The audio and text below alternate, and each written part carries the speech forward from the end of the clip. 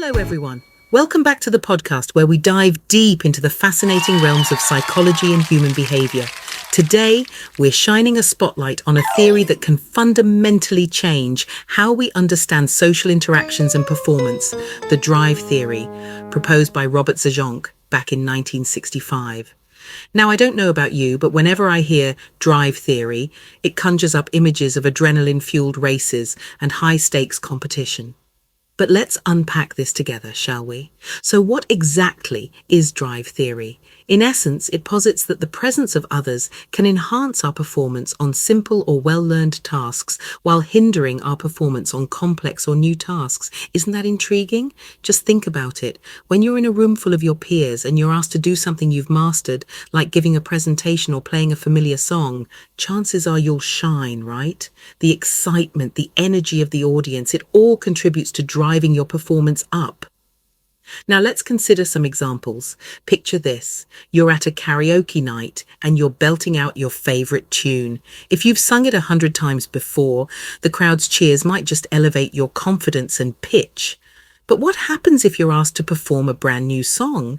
Suddenly that audience can feel more like a daunting panel of judges. The energy shifts and you might find yourself stumbling over the lyrics. It's a classic case of drive theory in action. But hold on a second, why does this happen? Zajonc proposed that the mere presence of others creates an increase in arousal, which in turn affects our performance.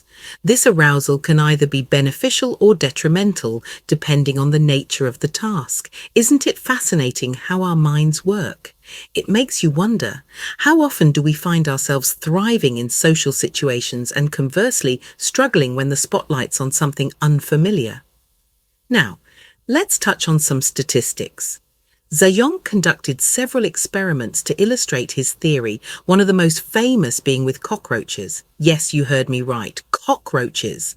He found that when these little critters were placed in a maze, those who had other cockroaches present completed the simple maze faster.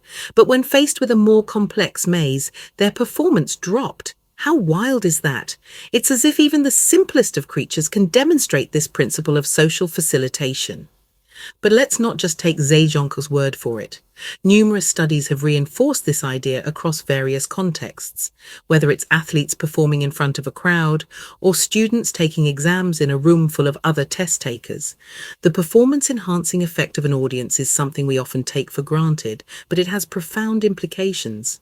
Wouldn't you agree that understanding this could change how we prepare for public speaking or even competitive events? So, what does this mean for us in our daily lives? It suggests that sometimes it's not just about our skills, it's about the environment we're in and the energy around us. How can we harness this knowledge to improve our own performances? Can we create environments that foster the right kind of energy for complex tasks?